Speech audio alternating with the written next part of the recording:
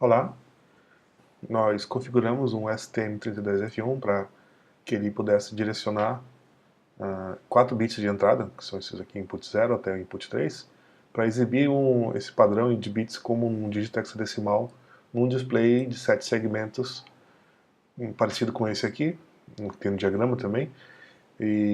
Então eu acabei fazendo um código para fazer a multiplexação, quer dizer, pegar esses dígitos de entrada e configurar 8 bits de saída para poder direcionar esse display aqui.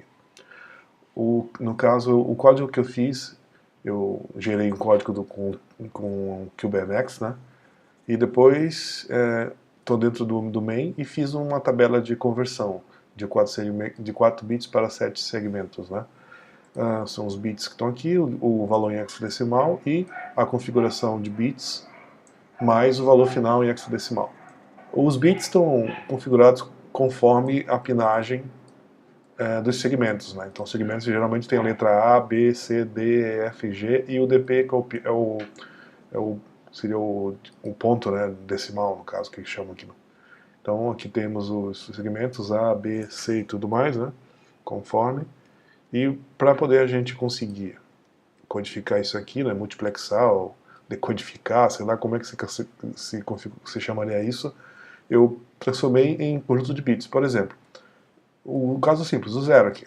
Se for o dígito zero, então tem que ativar o A, o B, o C, o D, o E, o F e o G desativado. Então é justamente o que eu tenho aqui nesses conjuntos de bits aqui. Todos os pontos decimais, se os cachorros permitirem, estão desativados. E os bits de segmentos eu estou configurando. Eu não estou trabalhando com um ponto decimal por enquanto.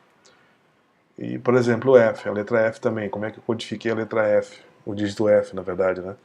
O A ligado, o B desligado, o C desligado, o D desligado, o E ligado, o F ligado e o G ligado também. Aí daí, com essa configuração, você tem esse valor em hexadecimal. E eu criei essa variável chamada 7 Segment Table, com 16 possibilidades de entrada aqui, para poder justamente capturar esses valores em hexadecimal dessa codificação, certo?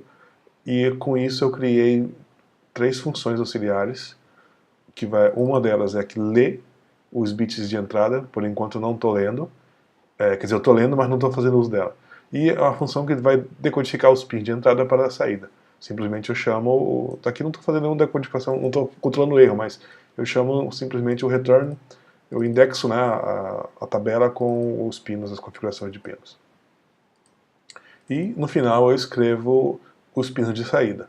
Para isso, eu, na verdade, primeiro reseto os pinos, também aqui, ponho tudo em zero e depois, com a função do HAL aqui, GPIO WritePin, eu ponho ele como ativo e aqui os pinos que eu passar na função, certo?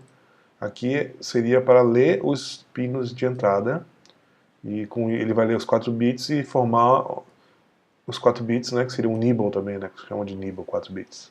No main, o que ele está fazendo? Ele entra no loop while, né, e fica fazendo sempre o que? Ele vai e fica mostrando os dígitos de 0 a F, no caso hexadecimal, e dá uma pausa de 1 segundo. E esse aqui é o meu exemplo de teste, na verdade, que ainda não estamos na versão final. Por que a versão de teste? Porque eu ainda não estou lendo os valores aqui, que eu vou poder ler depois, e fazer uso dentro desse código aqui. Não vou tirar então o loop e só ler os valores. Um outro caso é que também o hardware ainda não está legal, porque se a gente olhar o display vai ver que ele ainda está bem apagado, porque eu estou apenas puxando energia diretamente dos pinos do STM32, né? Então não tem muita energia para puxar a corrente no caso, né?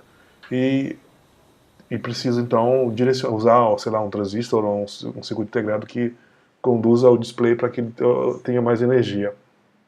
Se você olhar também, eu estou usando só um resistor no terra do display, com isso os dígitos parecem, conforme eles vão mudando, eles vão variando um pouco de intensidade, então tem que ter um circuito melhor para poder ativar os displays e ficar contínuo e bem claro também, certo? Mas pelo menos para esse teste agora ele funciona e, e já é algum avanço em relação ao final, que é justamente ter tudo preparado lendo os pinos e escrevendo o display e mostrando com bastante intensidade. Então, por enquanto, o projeto está nesse estágio. Mas espero que de alguma forma tenha sido útil e interessante. Até o próximo vídeo, então, que nós vamos finalizar com o projeto.